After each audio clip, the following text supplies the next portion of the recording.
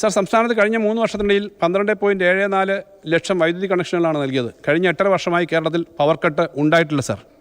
പുതുതായി 1359.55 മെഗാവാട്ട് വൈദ്യുതി ഈ സർക്കാരിൻ്റെ കാലത്ത് നാം ഉൽപ്പാദിപ്പിച്ചു. സർ, ഈ സർക്കാരിൻ്റെ കാലത്ത് ഗ്രാമനഗര മേഖലകളായി 20,28,424 കുടിവെള്ള കണക്ഷനുകളാണ് പുതുതായിട്ട് അനുവദിച്ച് നൽകിയത്.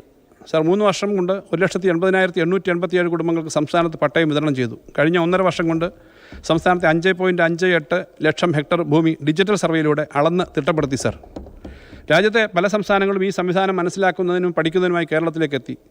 സർ, ഈ സർക്കാരിൻ്റെ കാലത്ത് പൊതുമരാമത്ത് വകുപ്പിൻ്റെ കീഴിലുള്ള 29,522 കിലോമീറ്റർ റോഡിൽ 17,483.8 കിലോമീറ്ററും BMBC നിലവാരത്തിലേക്ക് ഉയർത്തി. സർ, 100-ലധികം പാലങ്ങൾ നിർമ്മിച്ചു. 180ഓളം പാലങ്ങൾ ഉടൻ പൂർത്തീകരിക്കാൻ പോകുന്നു. സർ, 2025-26 വർഷത്തിൽ സംസ്ഥാനത്തെ പൊതുമരാമത്ത് റോഡുകൾക്കും പാലങ്ങൾക്കുമായി 3,061 കോടി രൂപ വകയിരുത്തുന്നു. കിഫ്ബിയും റീബിൽഡ് കേരളയും വഴി നടക്കുന്ന നിർമ്മാണ പ്രവർത്തനങ്ങൾക്ക് പുറമെയാണിത്.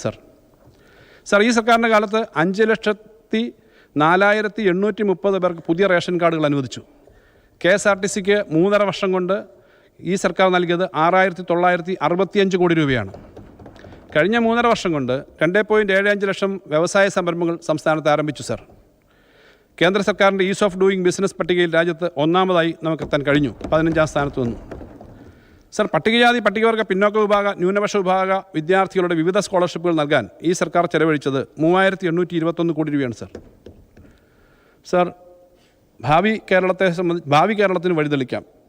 സർ, 1-2 പിണറായി സർക്കാരുകൾ ഏറ്റെടുക്കുകയും നടപ്പാക്കുകയും ചെയ്ത പ്രവർത്തനങ്ങൾ കേരളത്തിൻ്റെ ചരിത്രത്തിൽ സമാനതകളില്ലാത്തതാണ്. നവകേരളം സൃഷ്ടിക്കുക എന്ന ഇടതുപക്ഷ ജനാധിപത്യ മുന്നണിയുടെ പ്രഖ്യാപിതമായ ലക്ഷ്യം സാക്ഷാത്കരിക്കാനുള്ള നിരവധി നടപടികൾ ഈ സർക്കാർ കൈക്കൊണ്ടു. വികസന രംഗത്തും ക്ഷേമരംഗത്തും വൈജ്ഞാനിക മേഖലയിലും ഏറെ മുന്നോട്ട് പോകാൻ നമുക്ക് കഴിഞ്ഞു. 8 വർഷം കൊണ്ട് കേരളത്തിൻ്റെ അടിസ്ഥാന സൗകര്യ വികസന മേഖലയിലുണ്ടായ മാറ്റം അവിശ്വസനീയതയോടെയാണ് പലരും നോക്കിക്കാണുന്നത്.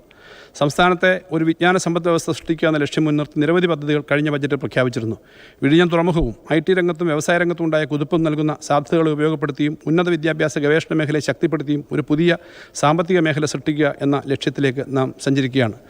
സർ, പുതിയ കേരളത്തിൻ്റെ സൃഷ്ടി സംബന്ധിച്ച് വ്യക്തമായ പദ്ധതി സർക്കാരുണ്ട്. ആമുഖത്തിൽ സൂചിപ്പിച്ചതുപോലെ കേരളത്തിൻ്റെ സാമൂഹ്യ ജീവിതത്തിലും ജനസംഖ്യാ ഘടനയിലും ഉണ്ടാകുന്ന മാറ്റങ്ങളും ലോകമെമ്പാടുമുള്ള ഉണ്ടാകുന്ന മാറ്റങ്ങൾ കേരളീയ പൊതുജീവിതത്തിൽ ചെലുത്തുന്ന സ്വാധീനവും സൂക്ഷ്മമായി മനസ്സിലാക്കിയാണ് നാം വികസന മുൻഗണനകൾ നിശ്ചയിക്കുന്നത്.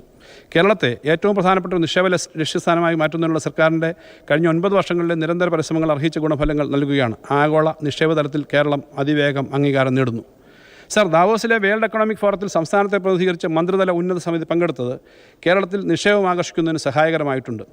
അടുത്തിടെ നടന്ന വിഴിഞ്ഞം ഇൻവെസ്റ്റ്മെൻറ്റ് കോൺക്ലേവിൽ അവതരിപ്പിച്ച കേരളത്തിൻ്റെ മാരിടൈം ലോജിസ്റ്റിക് അടിസ്ഥാന സൗകര്യങ്ങൾക്കായിട്ടുള്ള പദ്ധതി ആഗോള വ്യവസായ പ്രമുഖരിൽ നിന്നും ആവേശകരമായ പ്രതികരണമാണ് നേടിയത്. സർ, സർക്കാർ സംഘടിപ്പിച്ച ഉന്നത വിദ്യാഭ്യാസ കോൺക്ലേവ് ഉന്നത വിദ്യാഭ്യാസം പരിപോഷിപ്പിക്കുന്നതിനുള്ള സർക്കാരിൻ്റെ പ്രതിബദ്ധത വ്യക്തമാക്കുന്നതാണ്. വിദേശ വിദ്യാർത്ഥികളെ ആകർഷിക്കുന്നതിനും ഗവേഷണ ഇന്നൊവേഷൻ പദ്ധതികൾ ശക്തിപ്പെടുത്തുന്നതിനുള്ള നവീന സംരംഭങ്ങളിലൂടെ കേരളത്തെ വിജ്ഞാനത്തിൻ്റെ ഒരു ആഗോള കേന്ദ്രമാക്കാൻ കഴിയും.